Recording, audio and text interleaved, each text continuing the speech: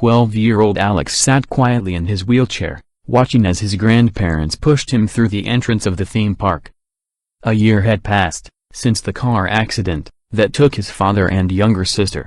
The memories of that evening haunted him still.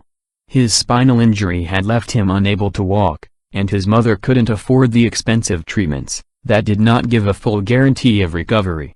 Along with his physical pain, the boy suffered from PTSD, as a result of the extreme stress experienced that evening. His grandparents had planned this trip to cheer him up.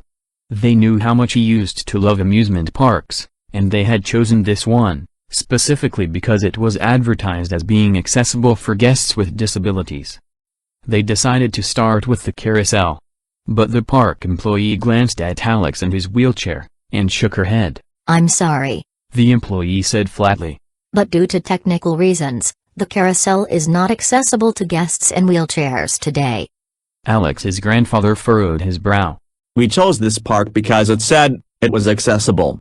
What's the problem?" The employee shrugged. "Nothing I can do. It's out of service for disabled guests." Grandfather tried to stay positive. "That's all right. We'll go to the Ferris wheel instead." However, when they reached the Ferris wheel, the scene repeated itself.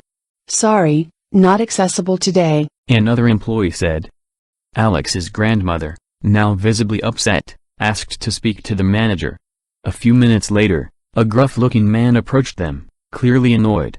"You have already been told, the rides aren't working for wheelchairs today," the manager said sharply. "There's no need to keep asking." Alex's hands tightened on the armrests of his wheelchair. The sting of humiliation mixed with frustration, and his eyes welled up. "Can we go, Grandma? I don't want to be here anymore." The entire interaction was closely observed by a young woman with 2 children.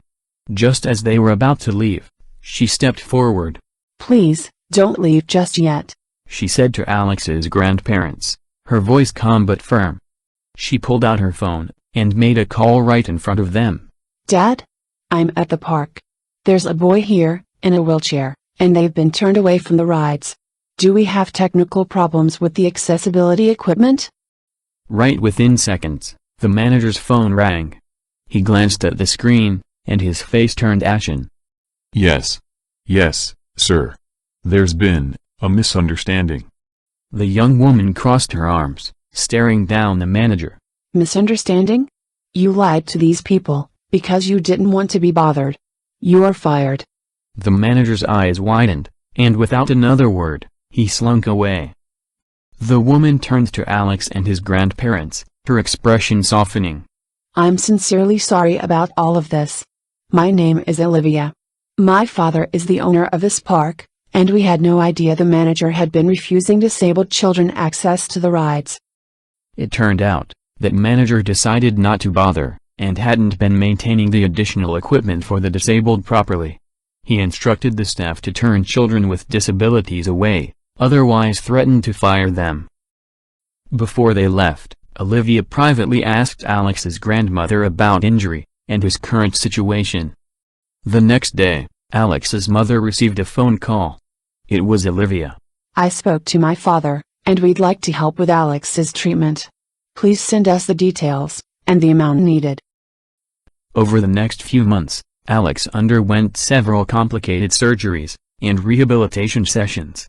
Slowly, but surely, he began to regain his strength. A year later, Alex walked into the theme park, not in a wheelchair, but on his own 2 feet. This time he rode every ride.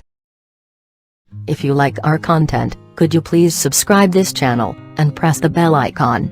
This will be of great help to the development of our channel, as we are going to provide you huge amount of interesting information about different places all over the world, and more.